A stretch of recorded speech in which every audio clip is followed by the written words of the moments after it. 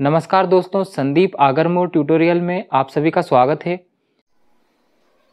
दोस्तों ये lovely solar fan है, ये डीसी 12 वोल्ट फैन है।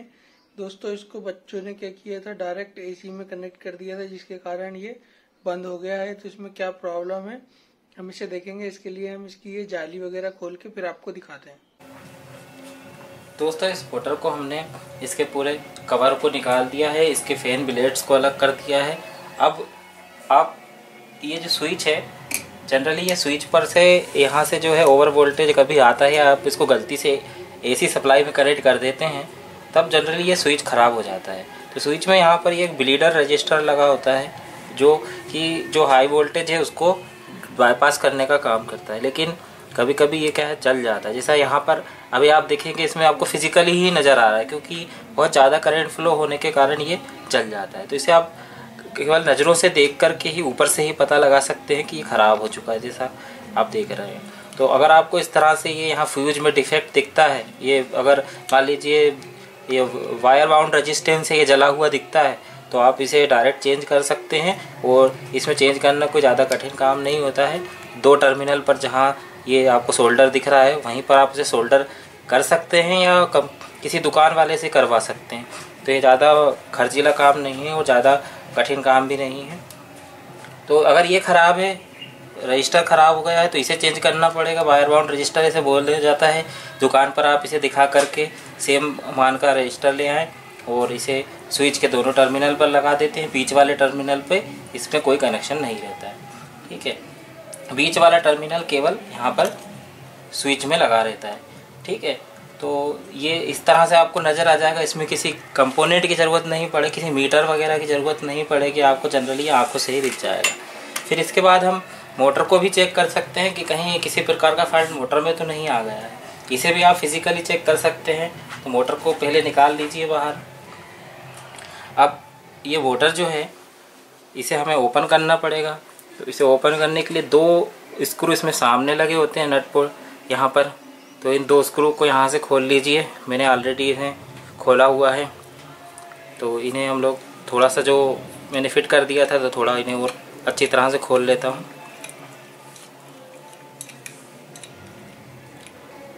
तो इस तरह से ये स्टड टाइप के नट होते हैं, स्क्रू होते हैं, इन्हें खोल लिया हमने। सेकंड वाला जो है इसे भी खोल लेता हूँ। ये देखिए, ये पहले से हमने खोल के रखे हुए थे। अब केवल इसे, जो ये आर्मेचर है, इसे पुश करना होगा आपको। ये मैग्नेट के इफेक्ट के कारण ये इससे लगा होता है। इसमें एक परमानेंट मैग्नेट होता है। तो इसे हम लोग धक्का दे करके ये यहाँ पे, ये देखिए, इसे अलग कर सकते। केवल पुश करना है और ये अलग हो जाता है। ये इसमें मैग्नेट लगा होता है ऑलरेडी, आप देख सकते हैं।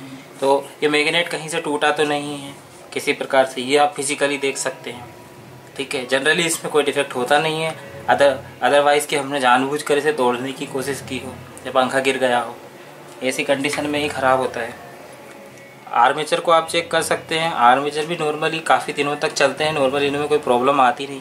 जैसे मान लीजिए लेमिनेशन, ये फैल जाते हैं, इसकी वजह से ये आर्मेचर ज़्यादा गर्म होता है, गर्म होकर जल जाता है। तो वह काफ़ी समय वाली प्रोसेस होती है, जनरली ख़राब होता नहीं। बियरिंग भी आप चेक कर सकते हैं, हाथों से एकदम फ्रीली घूमना चाहिए। नहीं घूम रही तो इसे चेंज कर दें।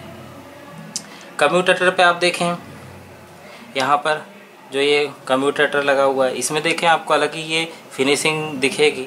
यहाँ किसी प्रकार का कचरा या जला हुआ पार्ट कार्बन का नहीं दिखना चाहिए। कहीं से ये वायर जो हैं, वायर कहीं से भी आपको ये उखड़े हुए नज़र नहीं आना चाहिए। और ब्रश जो है, ब्रश का प्रॉपर यहाँ पर टेंशन बना होना चाहिए। ये बातें आप देख लीजिए तो फिजिकली आपको नॉर्मली अच्छा जो है, किस तरह से ये अच्छा दिख रहा है आपको कैमरे पे, उसी तरह की कंडीशन अगर आपको लगे तो इसका मतलब है कि हमारा जो आर्मेचर है वह सही है, उसमें किसी प्रकार का डिफेक्ट नहीं है।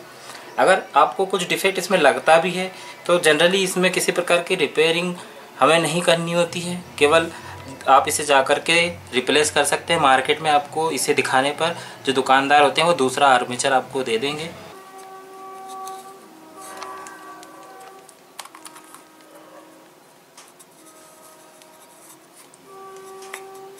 ये तो देखिए, यहाँ पर ये फिट हो चुका है। इसी तरह से दूसरी साइड भी ये नट जो है, दूसरी साइड पर आप लोग देखेंगे कि ये जो नट बने होते हैं इसे यहाँ पर इसमें स्टड फिट होती है, तो इन्हें एक सीध में ले आए आप लोग ये इस तरह से, और इसमें हमें ये स्टड लगा देनी होती है। पूरी फिटिंग कर देता हूँ और फिटिंग करने के बाद आपको इसे दिखाता हूँ। और यहाँ पर फिटिंग करने के बाद मैं आपको इस मोटर को किस तरह से डायरेक्ट हम डीसी पर रन करके देख सकते हैं, तो यह भी बताऊँगा। तो मैं यहाँ से स्विच को ओपन कर देता हूँ और इसे फिटिंग करता हूँ, उसके बाद आपको इसे दिखाता हूँ। दोस्तों देखिए, इस मोटर को हम लोग डीसी से डायरेक्ट चला करके देखेंगे। डीसी से डायरेक्ट चला करके देखने के लिए हमें इसका स्विच सबसे पहले अलग करना होगा। तो स्विच जहाँ पर जुड़ा हुआ है जिन दो टर्मिनल पर, उन्हें हम लोग अलग कर देते हैं। तो ये टर्मिनल मैंने अलग कर दिया और ये वाला जो है दूसरा, इसे भी मैं निकाल करके अलग कर देता हूँ। तो देखिए स्विच जो है यह अलग हो चुका है। अब इसे हम रख देते हैं। अब जो दो टर्मिनल बच रहे हैं, इन दोनों टर्मिनल को हम आपस में जोड़ देंगे। ठीक है, तो इस तरह से ये कनेक्शन हो जाता है। अब लास्ट में जो मोटर के दो टर्मिनल हैं, ये मोटर के दो टर्मिनल हैं, इन दोनों टर्मिनल पर हमें डीसी देना है। डीसी दे करके देखना है कि मोटर रन कर रही है कि नहीं। इसमें पोलैरिटी का ध्यान नहीं रखना है। आप जो सोलर पैनल के या बैटरी के टर्मिनल आ रहे हैं, उन्हें आप किसी भी क्रम में इस पर लगा सकते हैं। तो आपकी मोटर जो है बस घूमना चाहिए। अगर डायरेक्शन जो है वहाँ आपको सही नहीं मिल रही है, तो आप बैटरी के टर्मिनल चेंज कर देंगे। चलिए दोस्तों, अब हम ये जो बैटरी है, अब ये जो मोटर है, इस मोटर पे हम लोग सोलर पैनल से हमारे जो डीसी आ रही है उस पर का कनेक्शन कर देते हैं। सबसे पहले हमने यहाँ पर इस टर्मिनल का कनेक्शन कर दिया। अब जो मोटर का दूसरा टर्मिनल है, इसे हम लोग डीसी देंगे और देखेंगे कि मोटर जो है वह उसका रोटर घूमना स्टार्ट करता है कि नहीं। तो ये देखें आप, जैसे ही हम इसे कनेक्शन करते हैं वैसे ही मोटर घूमने लग जाती है। अगर डायरेक्शन बदलना है तो सिंपली आपको केवल टर्मिनल चेंज कर देने हैं और देखेंगे आपकी मोटर की डायरेक्शन बदल जाती है। दोस्तों इस तरह से आप इस डीसी सोलर फैन में अगर कोई फॉल्ट आता है तो उस फॉल्ट को आप इजीली मोटर को खोल करके देख सकते हैं और रिप्लेस कर सकते हैं।